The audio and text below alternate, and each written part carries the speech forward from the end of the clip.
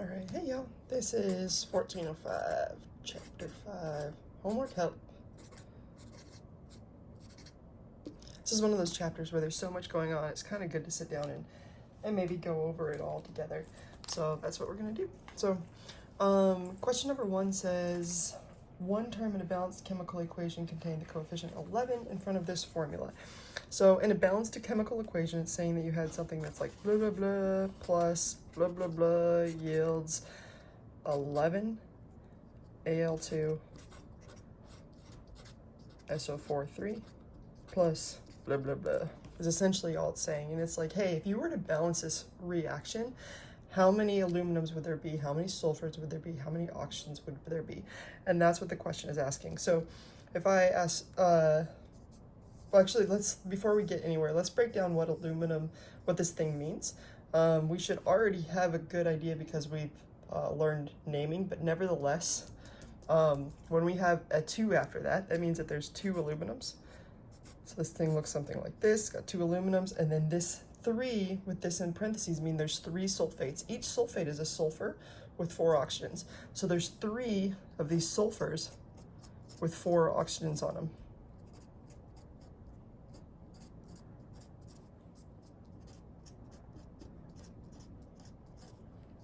So it's saying, hey, you actually have 11 of these compounds.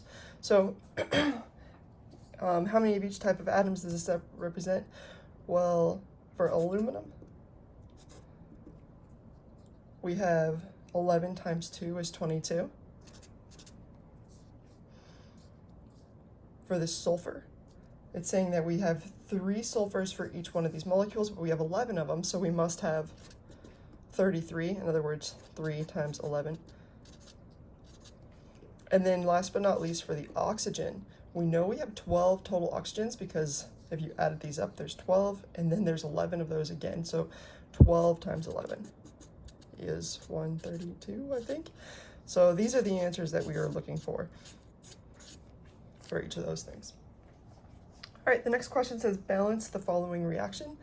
This is, I don't know if you remember, we said there's 90% of reactions can be solved the way we talked about in class, but there's always going to be those other percents that aren't going to be as easy. So this is kind of one of those situations, so I want to spend some time kind of going over it.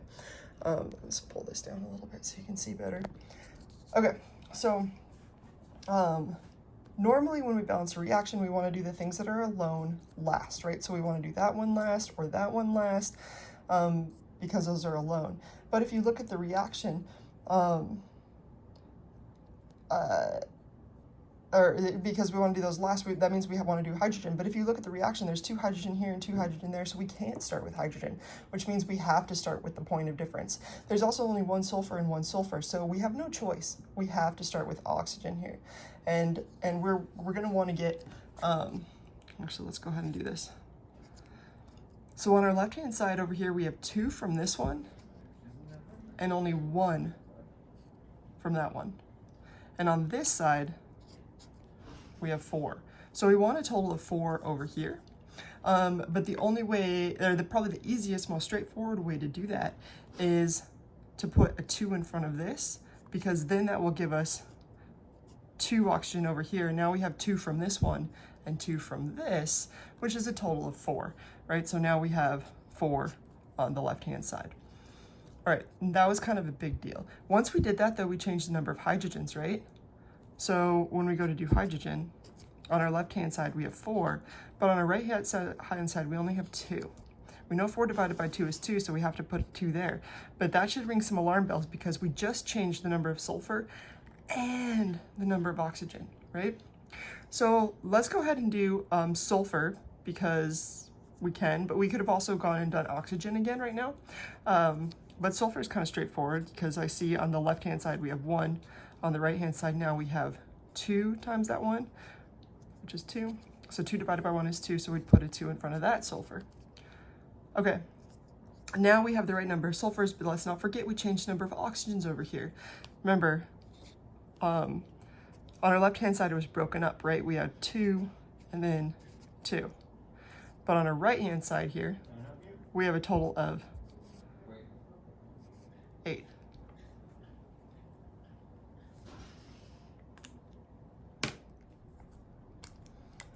All right. So on our left-hand side, we have 8. Sorry, I had a quick knock at the door. On our left-hand side, we have 8, and on our right-hand side, we have 2 from this and 2 from this, right? But we need a total, again, we need a total of 8 oxygens on this side, on the left-hand side. Okay, we don't want to touch this coefficient, right? Because if we do, now we change the number of hydrogens. So we don't want to touch this. But that makes it that makes it a lot better because this one's alone or paired with itself, which means we can mess with this one in order to get 8. Okay, so we have 2 from here. So how many more do we need to get 8? We need 6. We need a total of 6 oxygen coming from over here. The only way to get 6 oxygen is to put a 3 there.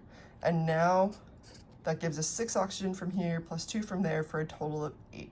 And that's the best way to approach this problem, I believe. And if you have another way, that's cool too, as long as you get the same answer. But the important thing is to try not to go back and rechange your answer again and again and again and again, because that's like, for example, if we had adjusted this number here, that would change the number of hydrogens. We have to go back here and change the number of hydrogen. We have to change sulfur and oxygen. So each move, be really be very cognizant of what you're doing and make sure that you're not going to alter the amount of other atoms. So if you can balance something that's alone or paired with itself last, do it. All right, next question is which element is oxidized and which is reduced? Remember, when we're talking about redox, we first go through and assign what we call the oxidation numbers. In other words, things that are alone or paired with themselves have an oxidation number of 0. So if it's alone, remember, gets a 0. Or if it's paired with something else, if it's in a compound, it gets its charge. Really, everything gets its charge because zinc here has a charge of 0, so that's kind of why we write 0. So anyways, this zinc is alone or paired with itself, woohoo, gets a 0. This one over here, also alone or paired with itself, it gets a 0. Notice this has mercury and oxygen in it. This mercury 2 oxide is together, and we're not going to and so we're not going to give this a 0. Instead, we're going to look at the charges.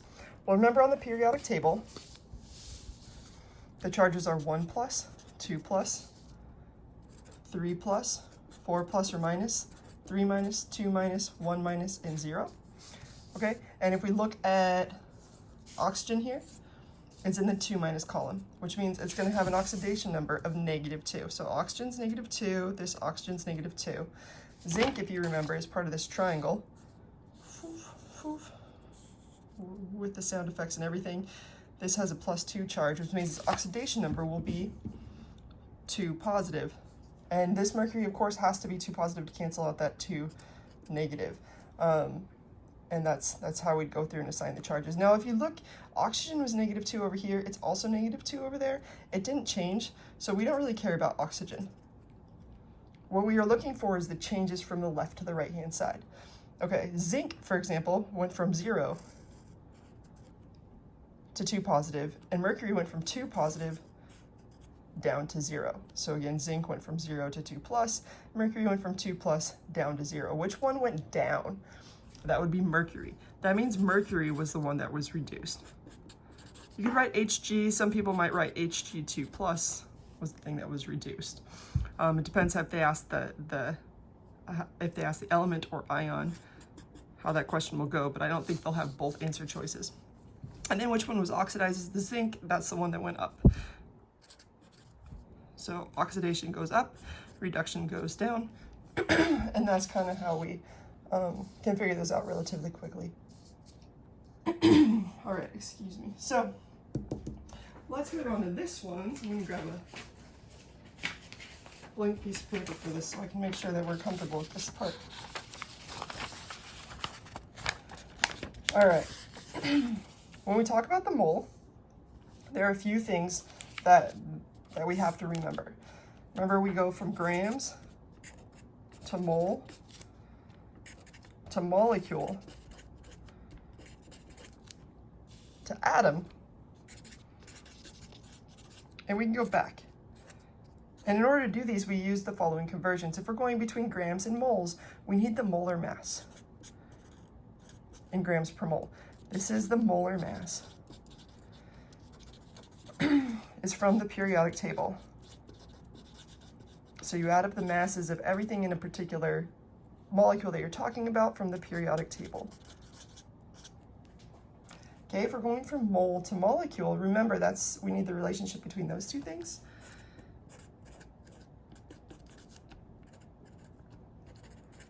Excuse me. There are 6.022 times 10 to the 23rd molecules in a mole, because that's what a mole is. It's 6.022 times 10 to the 23rd things.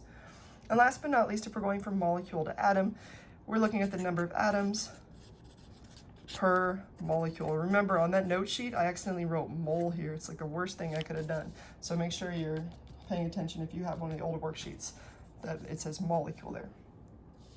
Okay, so once you have this is going to help guide you if you're going from grams to mole, grams to molecule, grams to atom, or anything else in between here. We're going to use these conversions to get there.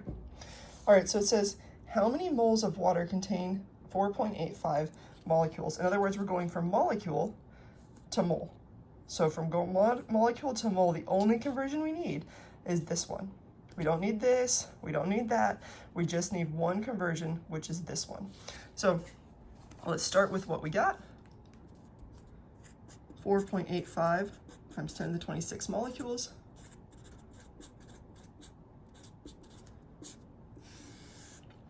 And we know, again, to go from molecule to mole, we got to use this conversion.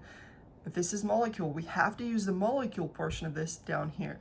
There's 6.022 times 10 to the 23rd molecules per mole. All right.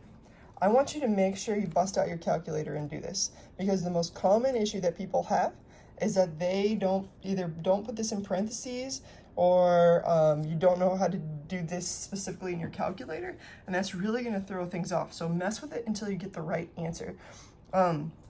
What you don't want to have is 10 to the 40 something mole. That's going to be wrong. When we take 4.85, instead, let me just show you how I would personally enter it in my calculator. I would say 4.85 times 10 to the 26. Remember, anything on the bottom gets a division sign. So 6.022 is on the bottom, divide it by 6.022. 10 to the 23rd is also on the bottom, divide it by 10 to the 23rd. If you put in your calculator times 10 to the 23rd, that takes that 10 to the 23rd and moves it up here. That's not where we want it. We want it down there. Molecules cancel, and our resulting answer would be in mole. And I think I get 805 mole of water. So we had 3 sig figs here and 4 here, and that's why I ended up with 3 sig figs there. Okay, on to the next one.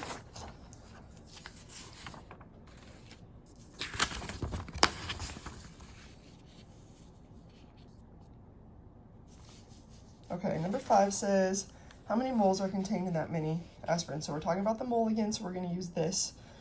One of the first things I want you to do from here on out is anytime you see grams, you turn it into mole.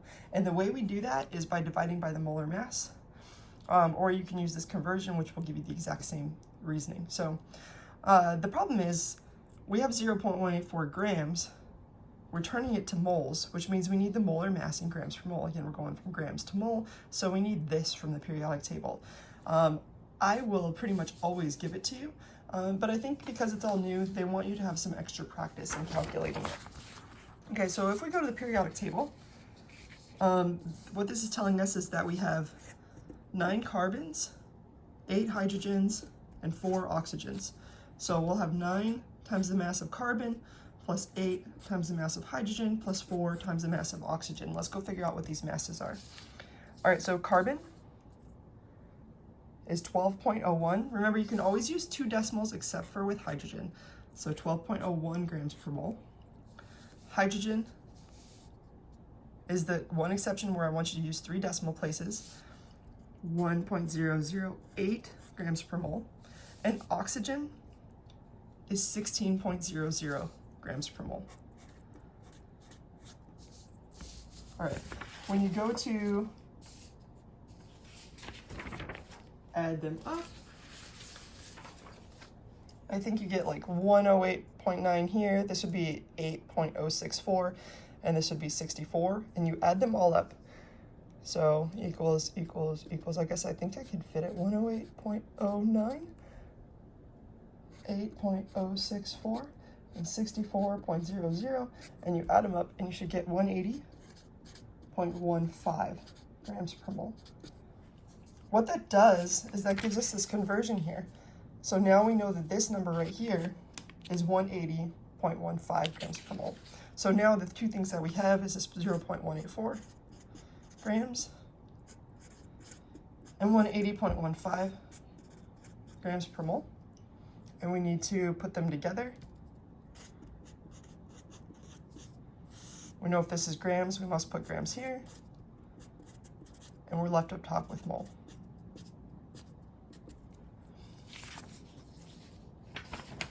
When you do that,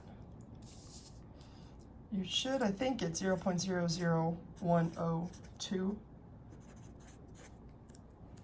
mole, and it would have 3 sig figs. You could also maybe, if your homework asks you to put it in scientific notation, we'd move that 3 decimal places and be 1.02. Times 10 to the negative third mole. So either of these answers, depending on how your homework wants you to enter them, would be correct. All right. So having this stuff memorized or knowing how this works is pretty important. It's going to be really helpful on your exam. Another thought is I will almost always give you this mass. You won't have to add up these atoms.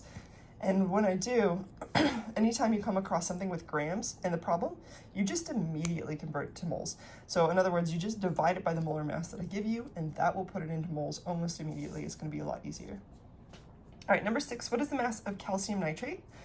Remember, calcium is Ca2+, it's in the second column, and nitrate is NO3 with a negative charge. So we need 2 nitrates to cancel that out, and CaNO3,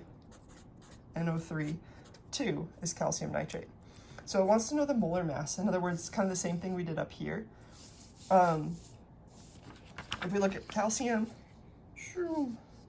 it's 40.08. So we've got calcium, nitrogen, and oxygen. Maybe before I even go to the 40.8, let's talk about it. We will have 1 calcium. How many nitrogens do we have? Don't forget we got that 2 right there. So we have 2 times 1 nitrogen, and then 6 oxygens. So 40.08 for the calcium, nitrogen is 14.01, and oxygen is 16.00. If we go to add this up, 1 times 40.08 is 14.08. 2 times 14.01 is 28.02.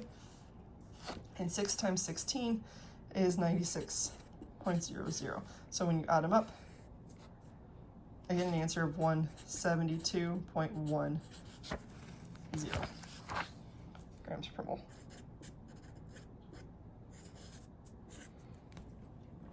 All right.